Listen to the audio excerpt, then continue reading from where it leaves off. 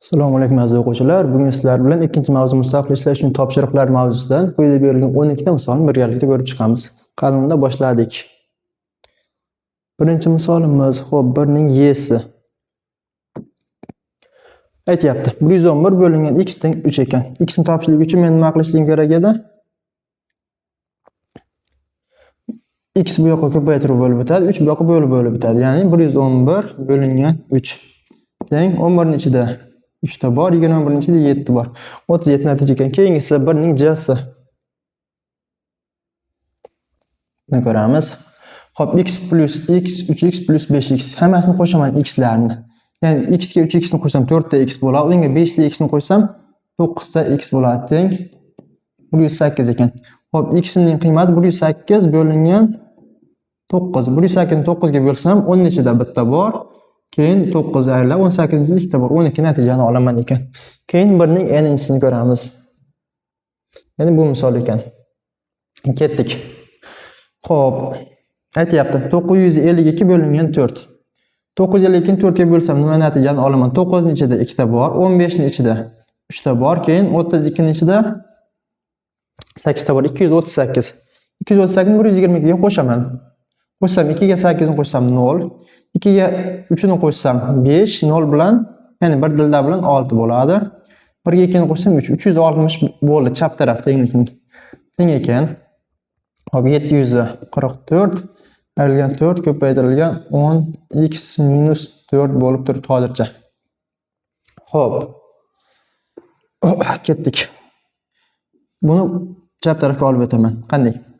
4 ko'paytirilgan 10x minus 4 teng bo'ladi. Bu ikkinchi tarafga o'tadi, minus bo'lib 744 ayrilgan 360. Xo'p, 744 dan 360 ni ayiraman. Qanday natijani olaman? Bu yoqda yozaylik. 700 dan 300 ni ayirsam 400 bo'ladi. 440 dan 60 ni ayirsam, xo'p, 384 ekan natijamiz. 4 ko'paytirilgan 10x minus 4 teng bo'ldi 384. Men 4 ga bo'laman.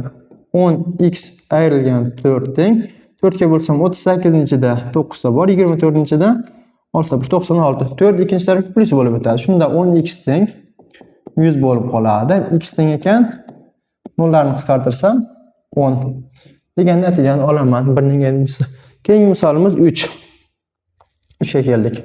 Xo'p, teatrga 26 ta birinchi sinf o'quvchisi va 38 ta ikkinchi sinf o'quvchisi keldi. Ulardan 42 tasi o'g'il bolalar. Ketdik. 26 ta birinchi sinf, 38 ta ikkinchi sinf. 26 ta qo'shilgan 38 jami. Nechta o'quvchi kelgan? 56 plus 8. Xo'p, 64 ta o'quvchi kelgan ekan. Ulardan 42 tasi o'g'il bolalar. Bundan 42 tani ayirib yuborsam 22 tasi qiz bolalar bo'lib qoladi. Shunda 22 tasi qiz bolalar ekan. Keyingisiga o'tamiz. 7-misol.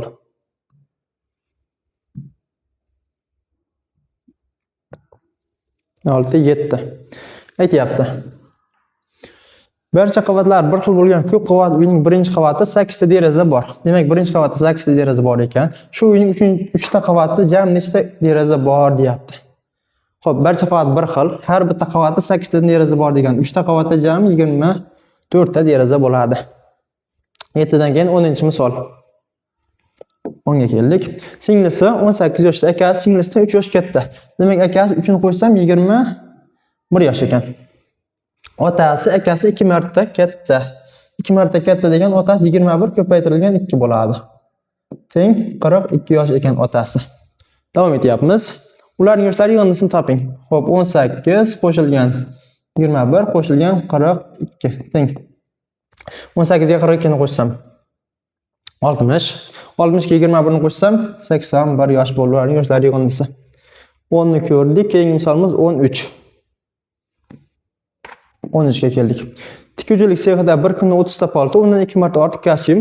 Xo'p, 30 ta palto, undan 2 marta ortiq kostyum. Bu degani 60 ta 2 ga ko'paytiraman 30 ni. Kostyumlardan 8 ta kam plash. 60 dan 8 ta kam bo'lsa 52 ta plash tikildi. Bir kunda nechta plash tikilgan? Javob topib qo'ydik. 52 ta plash tikilgan ekan. Keyingisiga o'tamiz. 13 dan keyin 17.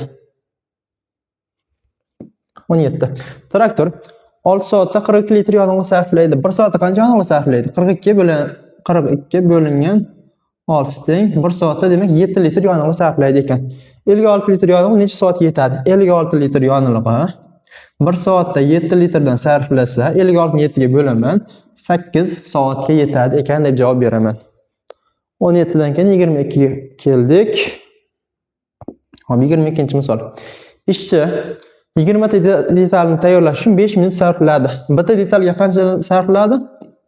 Bitta detal 4 minutdan 20 ni 5 ga bo'ldim. Agar u 1 minutda bittadan ortiq detal tayyorlasa, demak 1 minutda hop 20 detal tayyorlash uchun 5 minut sarfladi. Demak, bu yerda xato ketdim, bitta detal emas. 1 minutda 4 ta detal. 20 ni 5 ga bo'lsam 1 minutda 4 ta detal tayyorlayapti.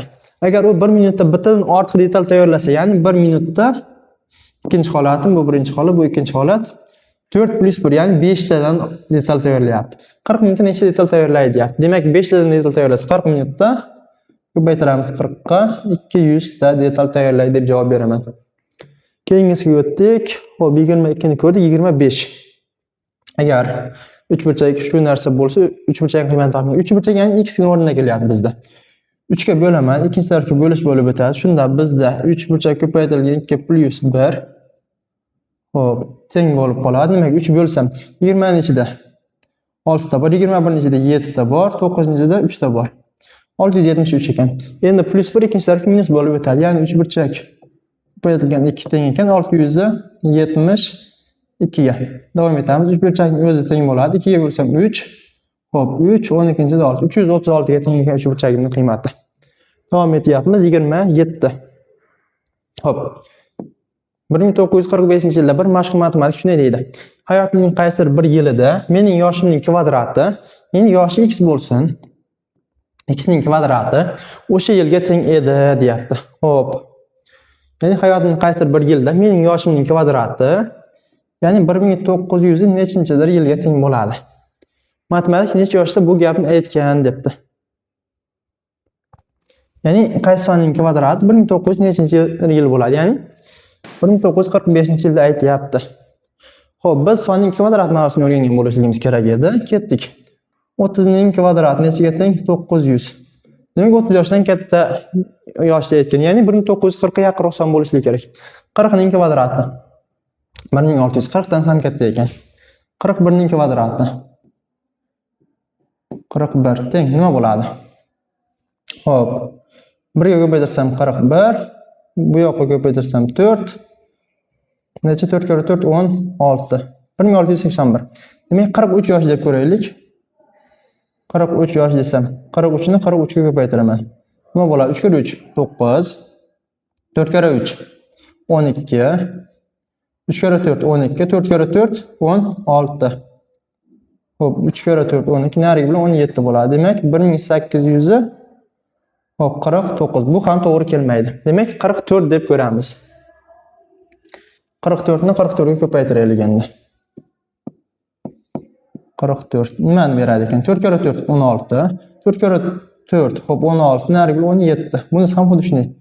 76 teng 6, 7 ga 3 bo'ladi. Hop. Demak 7 ga 1 8, 9 bo'ladi 1. 1936 bo'ldi. Ya'ni 44 ning kvadrati 1936 bo'ldi aytyapti. U 44 yoshda aytgan bo'lsa, o'sha yoshning kvadrati 1936 ga teng bo'ladi. Ya'ni o'sha matematik nechanchi yil bo'ladi? 1936 dan 44 ni ayirsam, xo'p, 1892-yil ekan demak. Shunda to'g'ri bo'ladimi? 4 ni qo'shaman. 6 1892-yil ekan o'sha matematik 44 yoshda shu gapni aytgan. 1936-yilda yoshning kvadrati uni o'sha yilga teng bo'lgan deb javob beramiz. 27 ni ko'rdik. 30-misol. Xo'p. Jek 25 48 ni 25 hop ko'paytirilgan 4x ko'paytirilgan deb xato hisoblanadi. To'g'ri javobni olish uchun quyidagilardan qaysi birini tanlash kerak debdi. Endi nima qilyapti? 25 ni ko'paytirish kerak edi u 48 ga. U nima qilib qoldi? Qo'ydi 25 ni. Hop, 4 ga ko'paytirdi, keyin yana 8 ga ko'paytirib qo'ydi. Endi to'g'rilashligimiz kerak. 48 nima deb yozsam bo'ladi? Men 25 ko'paytirilgan. Hop, 4 ga bo'lsam 4 ko'paytirilgan 12 deb yozsam bo'ladi ekan. Demak, nima qilishligimiz kerak? Mana shu natijani olishligim kerak men bundan. 8 ga hop, 4 ga bo'lish kerak. 4 ga bo'lsam 25 ko'paytirilgan 8 natija chiqadi, xato. 8 ga bo'lish kerak. 8 ga bo'lsam 25 ko'paytirilgan 4 bu ham xato. 3 ga bo'lib 2 ga ko'paytirish kerak debdi. Hop. 3 ga bo'lsam buni. Ya'ni 3 ga bo'linmaydi. Bu ham xato bo'lib ketdi.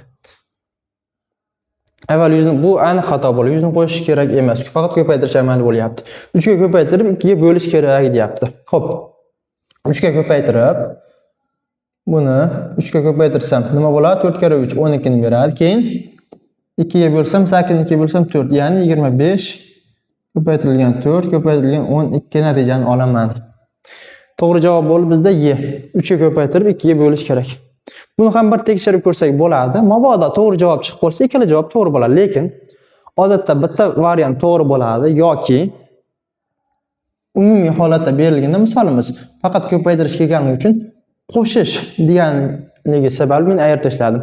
Avval 100 ni qo'shib, keyin 2 ga ko'paytirish kerak. Buni ham mustaqil tekshirib ko'raylik.